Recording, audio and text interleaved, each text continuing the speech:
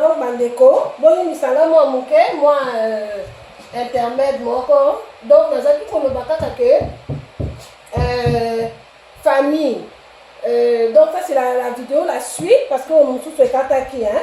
Bon, comprendre que appareil na YouTube ou Facebook ou kataki. Na sukaki awa na zako le baké ndeko ya mwasi oya ibi akamati mobali ya ndeko na ye sans regret.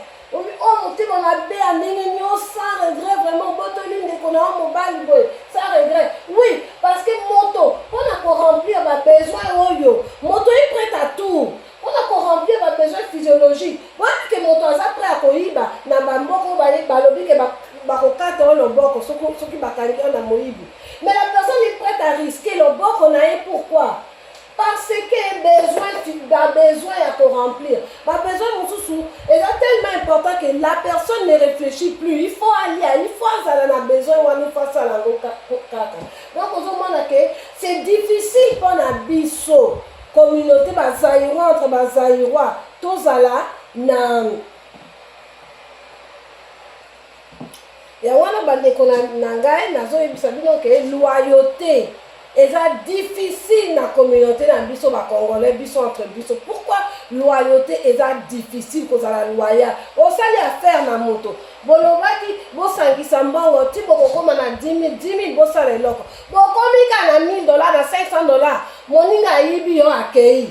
C'est quoi? C'est le manque de loyauté. Loyauté, ils passent dans la communauté dans biso. Pourquoi? Parce que Batou Bazan a besoin de loyauté.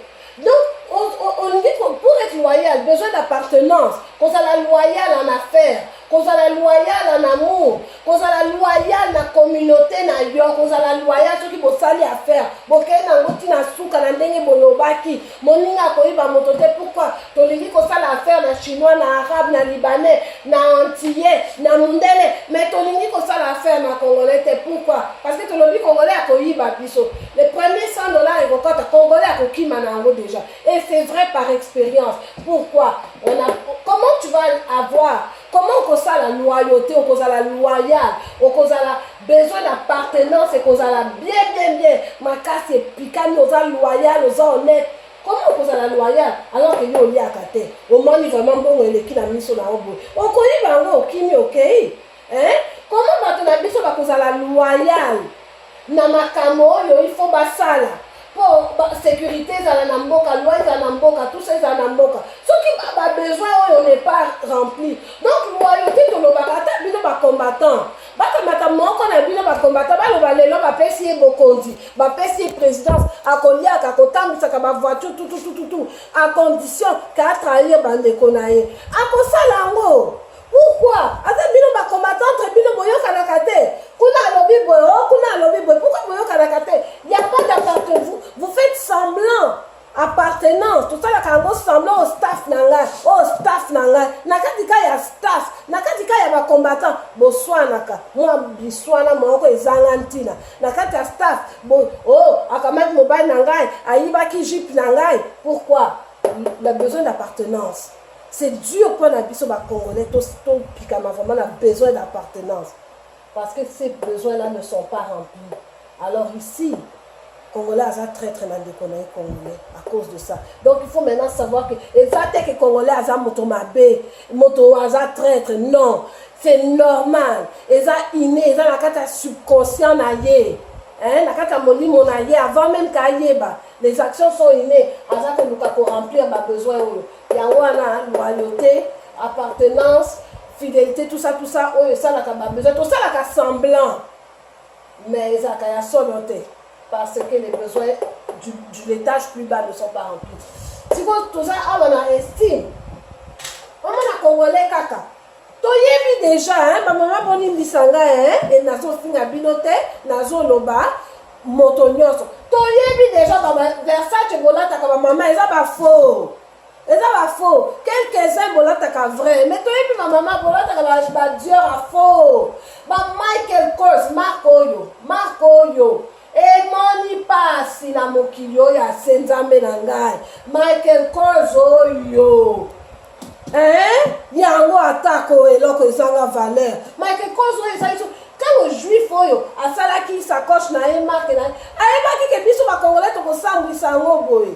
biso bazaliwa eza mawa Michael Kors pe ba faux osombaka $100 côté kaka deuxième mai biso tolingi ka ba Versace ba Dior tout ça parce que sinon tu as besoin de style tolingi to bima boy moto alobake oui moi si ewa natala nenga gengi tala choko esile moni pasi na ba magasin ba topi clair extra clair magie clair beauté clair mata clair kita clair.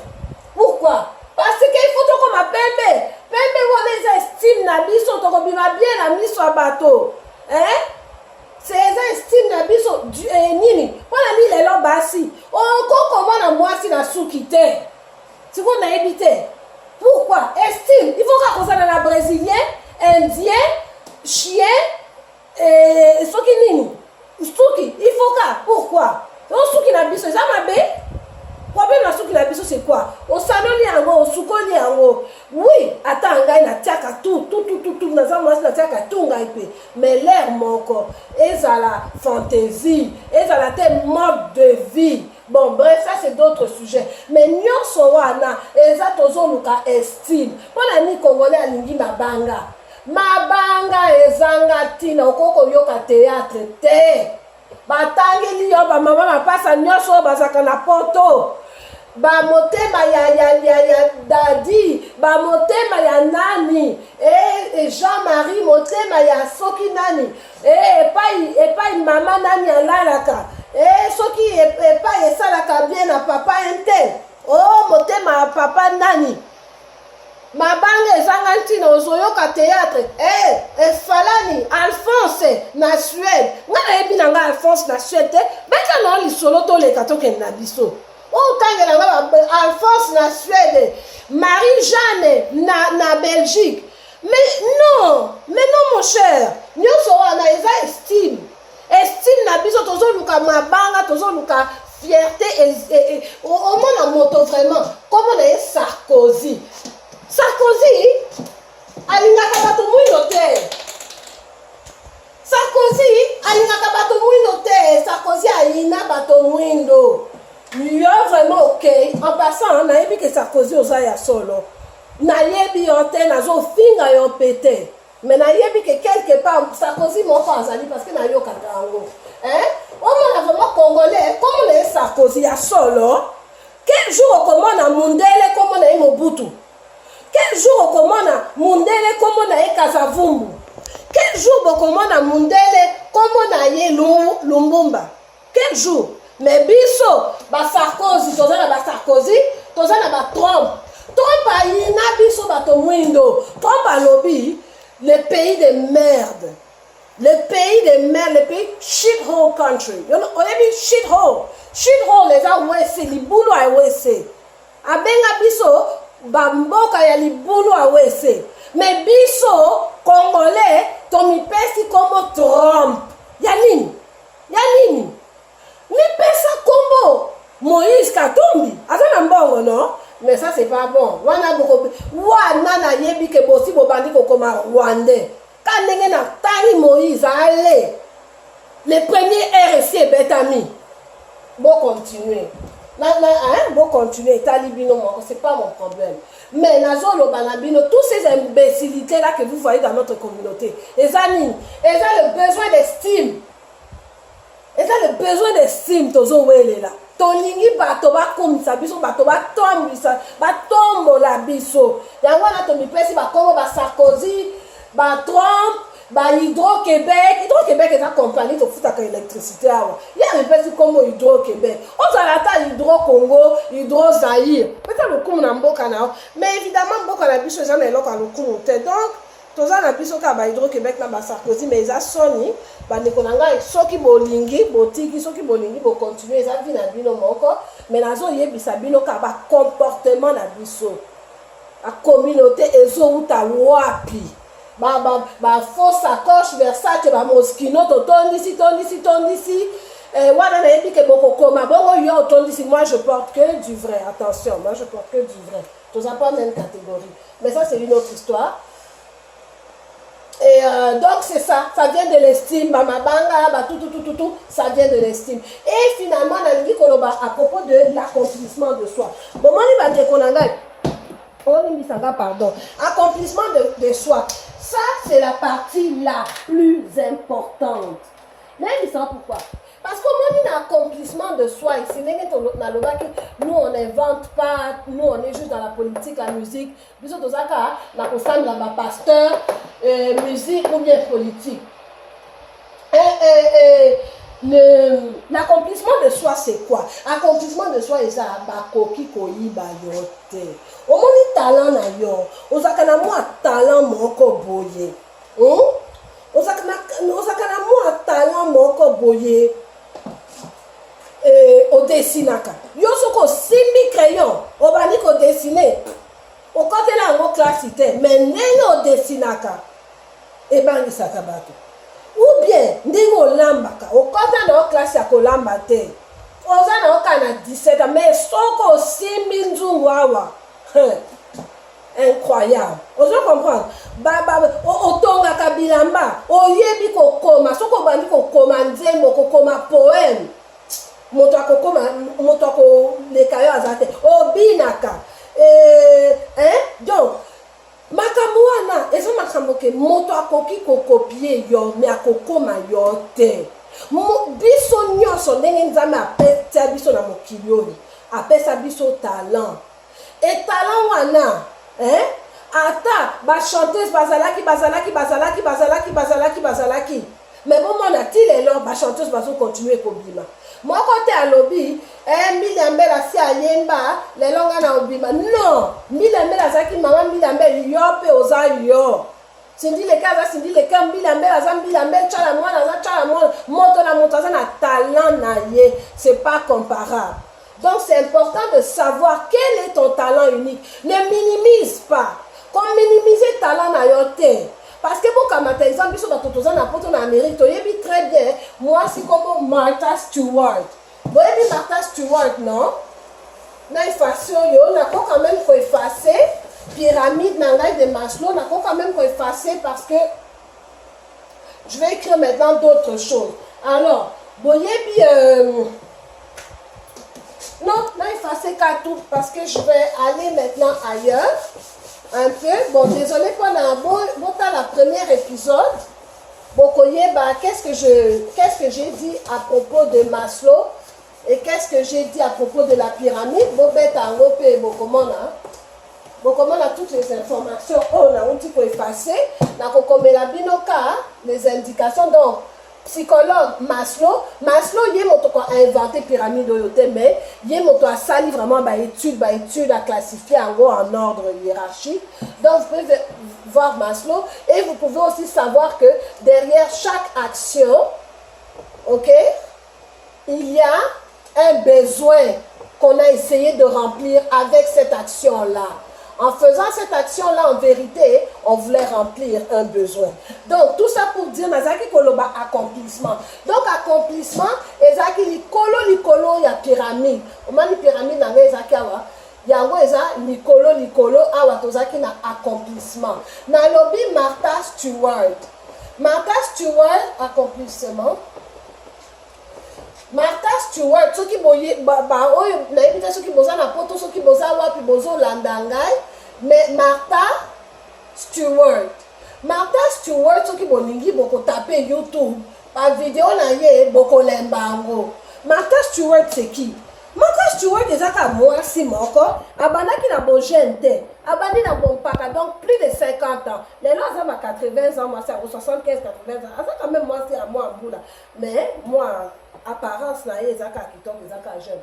Martha Stewart, boyebi spécialité na ye kotanda mesa. Moi si wana akoma millionnaire, bon excusez. Donc Martha Stewart n'est pas koloba. Martha Stewart akoma millionnaire ko boyo kakake. Hein? Yako sakanate. Yani nyango millionnaire. La kotanda mesa. Moi si wana asala spécialité na ye. Nenga kotanda mesa. Donc atandaka mesa comme nul autre. Nana kanisa ki ke kotanda mesa et koko memayo okoma millionnaire. Mais parce que yé donc ayebi kotanda mesa soka atandi mesa et bimisi oma ina miso. Tellement que c'est joli. tellement que eza na kati na ye. Donc, ce que je veux dire, c'est quoi? Et loko eza na kati na yo. Comment nango te, eza nango eloko nga na ebi ka kolamba, nga na ebi nanga eloko te, na ebi nanga ka kotongo, nga na ebi nanga eloko te, nga na yembaka nanga ka, nga na ebi nanga eloko te, nga na zakaka mbwebwe. Non, ma chère, komi minimiser te. Eloko wana yo moni yango, eza eloko pamba parce que otongaka ka bilamba okangaka ka suki osalaka ba jouet moko na carton osalaka ba poupée na carton ou bien oyebi ko réparer ba télévision ozomona ngo eloko pamba eza eloko pamba te eza eloko monene mon frère ozotala ngai luka talon na ozokosekisaka bato soki osalaka ba acrobatie hein.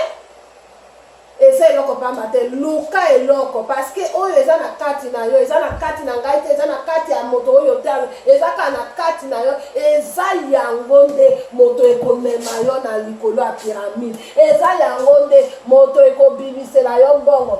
Retiens toujours que mwasi akoma millionnaire mwasi o Martha Stewart akoma millionnaire na kotanda mesa na basani na badra na kobongisa ndako akoma millionnaire. Donc il n'y a pas de son métier, surtout dans le moment où nous sommes en Amérique en 2016 à l'ère des réseaux sociaux et tout ça.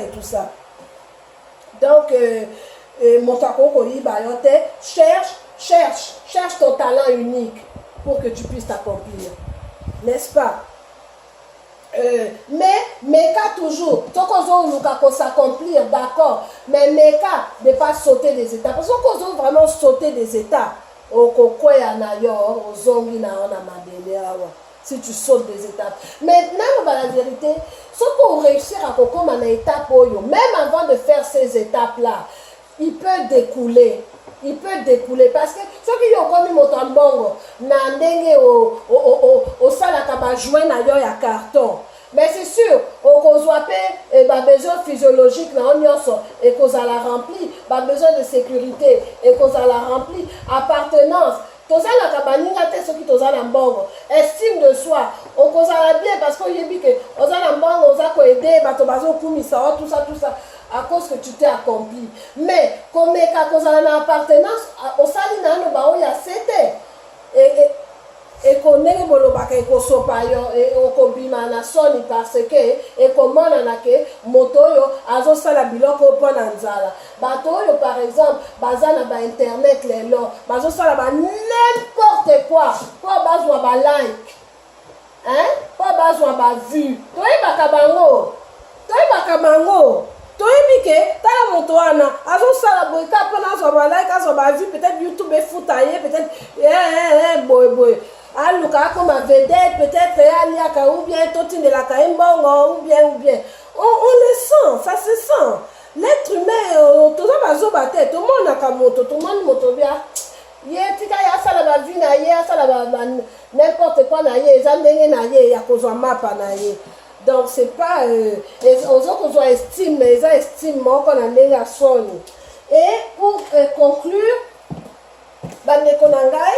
n'a conclure en disant la bino kakake bon je vais juste effacer mon tableau ici et simplement parce que pour qu'on comprenne, parce que c'est vraiment ça la leçon d'aujourd'hui. Derrière chaque action que quelqu'un pose, il y a un besoin. Derrière chaque action, il y a un besoin. Voilà. Maintenant, nakokolo ba boyeke, ba politicien na biso,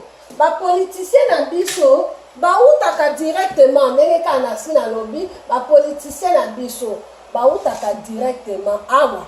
Bamusu bazaki kutu awa totanga bakombo te mais tolobaka carrément hein totanga bakombo te tozawa te pona kotanga bakombo mais bamusu bazaki vraiment awa mais bakomi soudainement awa yo kanisi ke moto yazaki awa akokoma awa et ye akomi physiquement hein akomi est-ce que mentalement akomi mentalement zaka moto yo mais akomi awa parce que bati ye wana. Donc il y a des séquelles. Il y a des séquelles terribles parce que moto wana il a toujours peur. Ye mutu na ye eza toujours na précarité physiologique. Bon, excusez-moi si je dis physiologique. Excusez-moi si je fais des fautes d'orthographe. Na sécurité. Ye moto wana oya komi awa. Akomi ba matisi ye mbala moko. Ben non, c'est faux. Et c'est pour ça que vous voyez que alingi pe na ye kokende te. Na expliqué bino pe. Wana ni moto oyo alingi kokende te. Bomoni moto oyo. Amata ba étage te. Amata ba étage te. Pona koma na appartenance, akoma na estime, akoma na wapi. Amata na ba étage te. Auta wa directement amata kuna. Vous savez qu'est-ce que ça fait? Ça fait que ces gens-là vivent dans l'insécurité. Motoa na zo mituna. Lelo ngana tika pouvoir na kokene wapi. Aka ne pas kokene te. Ya yekola, ya salani na vie na ye. A kokene wapi. Boka mata par exemple motoloko la Obama. Hein? Nako kamata Obama, nako kamata Trump, nako kamata n'importe qui. Nazo kumisa bango te mais nazo loba versus Motoloko la Kabila, n'est-ce pas? Nalobi, hein? Bango ta, yeso kasili ici. A cause on a pas affaire na Trump, c'est un homme d'affaires. Il va retourner à faire parce qu'il est un homme d'affaires. Donc il va retourner à faire ses affaires. Quand on a ba building na ye, banini na ye, ça c'est ce que Trump fait. Obama ye, hasard. Azo fait sa conférence, a commis beaucoup. Donc Obama, azo sa la carrière na ye ya conférencier, na mwasi na ye, bazo ko voyager à travers le monde, bazo fait sa conférence, baza koloba. Tout le monde veut savoir comment le premier président des États-Unis, le premier président noir des États-Unis, le 44e président, à un si jeune âge, Azaki nassi à 50 ans, donc vous voyez que comment, donc il a beaucoup, Moto Yazan a beaucoup à dire, on peut apprendre beaucoup en le regardant. Dans le but qu'ils a passé, parce que Congolais a Lukaka toujours problème, à Salani ni pas en Afrique. Yo Salani ni pas en Afrique. Exactement que Moto il faut qu'à Salani en Afrique, on peut apprendre. Moment que Obama a banana c'est bisonya sotoyebi abana na se titi amata comme président. Et ça te balongo là il c'est ma matissa. Donc on peut apprendre en regardant ces gens-là, en lisant leurs livres, leur biographie, tout ça. Mais Moto et toyebi que après la présidence, ces gens-là avaient des vies avant la présidence, ils vont avoir la vie après la présidence. Donc la vie après Bokonzi. Mais Motoloko là, Motoyo, hein? Motoyo, ba memela bisoye. A kosala nini après la présidence? A kene wapi? Puisque y a sotamba la moko. Il y a salate, pendant asala estime na ya kota ba classe pendant bongisa estime na ye, pendant non, il y a uta soki wapi nenge boloba kazaki na chauffeur de taxi soki nini, a comment ba la moko président soki a solo na le vite mais na zolo ba nenge boloba ka internet tout ça. Donc, alors, a ko kele wapi? Bozo mona ke motoyo a ko stika bokonzi a ko kele wapi? Et bon, Moto Ozaki, tu avais le pouvoir sur tout ce qui bouge, tout ce qui respire. Donc, Oza Mokondi. Tu vois, Otika Mokondi, Okene Wapi. Bon, vous comprenez un peu les camots, ils ont ça là que Moto Azoboy à côté de pouvoir. Avant la vie après pouvoir, et pas une année exacte, il y a ça, il y a aussi sa conférence. Il y a besoin de Koyoka, il y a ça qui moïbe. Nenga za escroc, nenga nyokola ba congolais, et là qu'on y tokoyoka. Na ye. Aïe même pas qu'on le temps on appelle ça kabiso ba conférence, tu comprends la kate. Tu attends utilito vraiment au fond limite au comprendre. Quelle est sa vie après le pouvoir? Pona Motoyo. La vie après le pouvoir reste point d'interrogation. Il faut comprendre quel besoin Quel est le besoin que cette personne-là veut remplir en restant, en s'accrochant au pouvoir? Hein? Bokondi, balingi kotikate, même bao bazaki wana avant ye, ba Mobutu tout ça. Quel besoin bazaki ko remplir na koboya kotika pouvoir? C'est le besoin d'accomplissement, le besoin d'estime. Parce que avant n'est pas une chose à kokelete. Donc c'est ça. Mais à Kolongwakaka, parce que le peuple gagne toujours. Mais c'était pour Nana Bisabino que il faut comprendre que Motoyo, Aza n'est pas à Kokelete, Motoyo, Aouta, na se ya pyramide, Balamoko Amata na Nicolas pyramide, et zo simba tête, ozo mona epolele, Aza moto se ya pyramide. Vous comprenez la binokaka. Vous comprenez, non? Alors, tout ça, c'est c'était à peu près ça que Nanga Kolobanabino. C'est quoi Nanga Kolobanabino? Pourquoi on a lobby tout ça? Parce que ça explique. Oh, Toloba, motema mabe à Congolais et Outawapi. Motema mabe à Congolais et Outike. Congolais a rempli a besoin d'Aïté. Alors, Congolais a outi Congo, a Bimi, a komi poto, wow, a Kiti. Bino Bolobi, komi poto. Oui, a komi poto. Mais Aza Lokola, ba président yo, na la Kisibino, Aza Lokola bango. C'est-à-dire que Mbala Moko, Azaki na se a pyramide. Hein? Asili, a outi kakawa, Mbala Moko, a kamati avion. Allez, avion et memi. Avion nangai pe oh il faut zalaka avion ya Air Zaïre parce que ba avion ya boye mais il nangai te ce qui zalaka vraiment oh ezaka avion ya Air Mini Air Congo Air Mini Air Rwanda ezaka avion bandeko bo comprendre ezaka avion. Hein? Allez, Mbala Moko, akamati avion, escale Maroc, Paris, wow! Motoana, aye ko quitter la biso na Canada, a quitté Libino na Belgique, a quitté Libino na Bruxelles, a quitté Libino na Suède, a quitté Libino pas gauche et pas droite. Bon, quand c'est que Motoana parce que aye poto, bizale linae ba traumatisme oye amoni na Congo kuna. Bon, quand c'est que quitter non, amataki na ngon avion. Yango na kokoma na poto bomana kabisa leli wana amabe elanda kabiso ti na poto. Pourquoi? Parce que bateau qui n'ont pas rempli leurs besoins de sécurité physiologique, appartenance, estime. Allez, malamoko ba kiteli biso siko ba yepe na ngana yo kaka moto zuwa te parce que na yebi ke soki na loki ngai pe na kozwa soki pe na zuite e koma kita na ngai te eza pe ya ngai te ngai naza moto na kozwa Chikwanga, yo za moto aloso, moto na makambo na ye. Na koko yoka moto soni zuate parce que na yebi ke nazo matabe étape nanga doucement, prudemment, sûrement, mais na koko ma epa nazo kende, naza na moto te. Mais moto ya yebi te. Que loko ezaka na étape, na si ça na étape physiologique, na kende na sécurité, na kende na appartenance, na sa la famille nanga. Eh ben moto wana azo luka libala. Yo mona mwasi na Congo azo luka libala mais aza na eloko te ayebika kolamba azo luka na ye libala parce que akanisi amoni ke na libala ako remplir ba besoin na ye nyonso. Hein?